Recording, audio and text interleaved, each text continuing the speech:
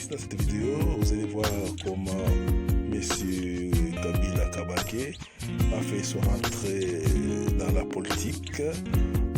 Il a assisté au Sénat, mais à sa surprise, il a été huilé, il a été violenté, on a même voulu les frapper, les toucher par les corps. Mais c'était heureusement que les Kadeko étaient là.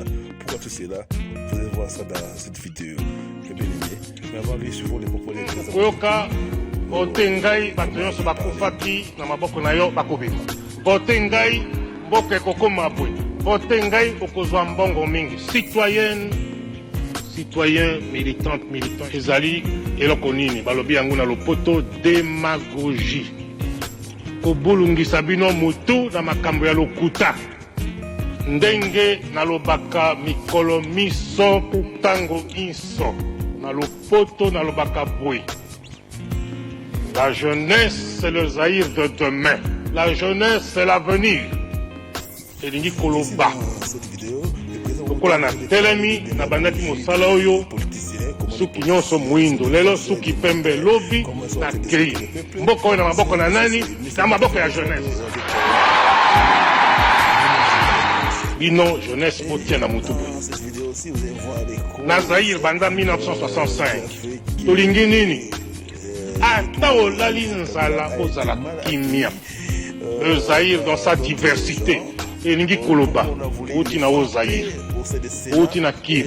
Oti na Chaba. Na Kassai oriental. Kassai occidental. Bandundu. Bazaïre. Équateur. Obotama na Kinshasa. Ozali nani? Ozali Zaïrois. Olongui na Kinshasa, okei na Équateur, ozali na mboka na yo. Olongui na Zaïre, okei na Bazaïre, ozali na mboka na yo.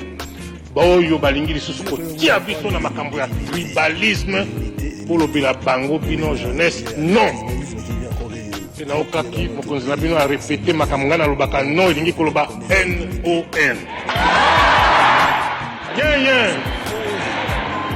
Tolingi nini? Nyen. Tolingi Zaïre liboke moko. Lisanga moko. Tatabo. Mamabo. Ekolobo. Partibo. Bokonzibo.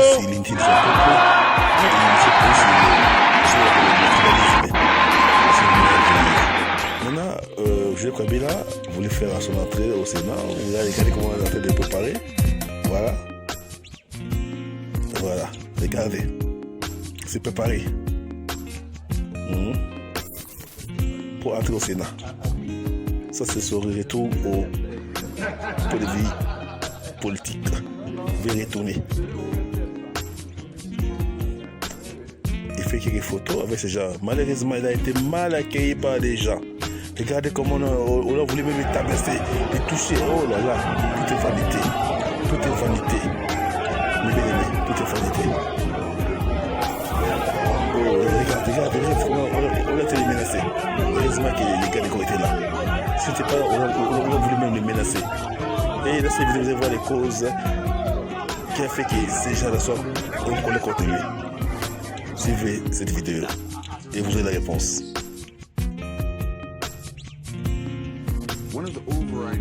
Pour moi, l'une des émotions qui caractérise le mieux tout ce conflit, c'est l'humiliation subie par les Congolais. Ils ont été humiliés, bafoués par les étrangers, par leur propre gouvernement, et ils se sentent complètement impuissants. Cela explique grandement l'exaspération totale que ressentent la plupart des Congolais.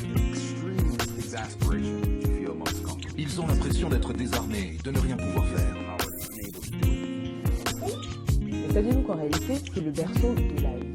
L'Afrique est le seul continent sur la planète à réunir à lui tout seul 9 biomes, c'est-à-dire 9 écosystèmes, notamment les savanes, les mangroves, les forêts ou encore les prairies et les déserts.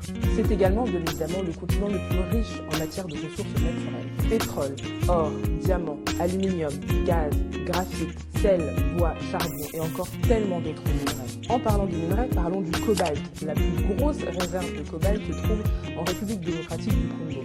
On y trouve la moitié de la réserve mondiale de cobalt dans ce pays-là. Et savez-vous à quoi sert le cobalt? À ceci, le cobalt est l'un des ingrédients majeurs des batteries rechargeables de nos de téléphone portable. Donc sans cobalt, pas de téléphone. Merci l'Afrique et merci le Congo. On nous parle souvent de l'Afrique à partir de l'Afrique. En avoir payé au gouvernement et ce que la société a vraiment payé. On ne connaît pas les montants exacts. Ce n'est pas normal et pourtant on voit ça depuis toujours. Le chiffre d'affaires annuel de la société ENRC basée à Londres s'élève à plus de 3 milliards d'euros.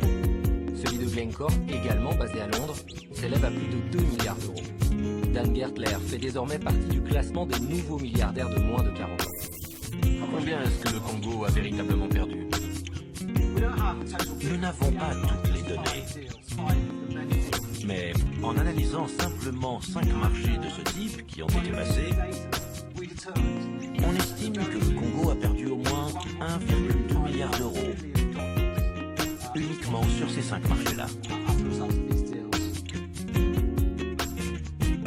Depuis qu'il est arrivé au pouvoir, on estime que le peuple congolais a perdu des milliards d'euros sur ses ressources naturelles, puisque Kabila a vendu des concessions minières largement en dessous du prix du marché.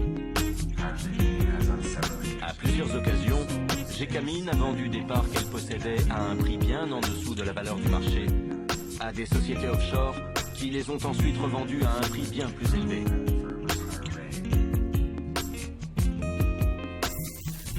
L'un des marchés les plus douteux qui est passé Gécamine est celui du projet SMKK sur le cuivre et le cobalt, dont 50% appartient à la société minière kazakh appelée ENRC.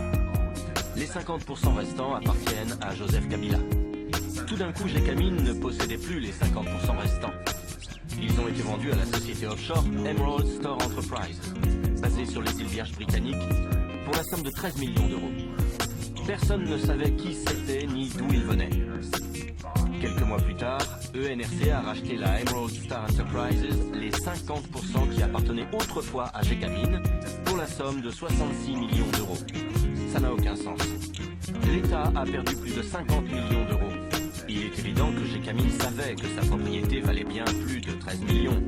Alors, pourquoi est-ce qu'ils n'ont même pas blanchi? L'élément commun entre tous ces marchés n'est autre qu'un seul homme. Dan Gertler, un ami du président congolais. C'est lui-même qui se revendique ami du président congolais. Les sociétés comme Glencore et ENRC font toujours appel à Dan Gertler. Tous les marchés passés avec Gertler fonctionnent de la même Marché-là.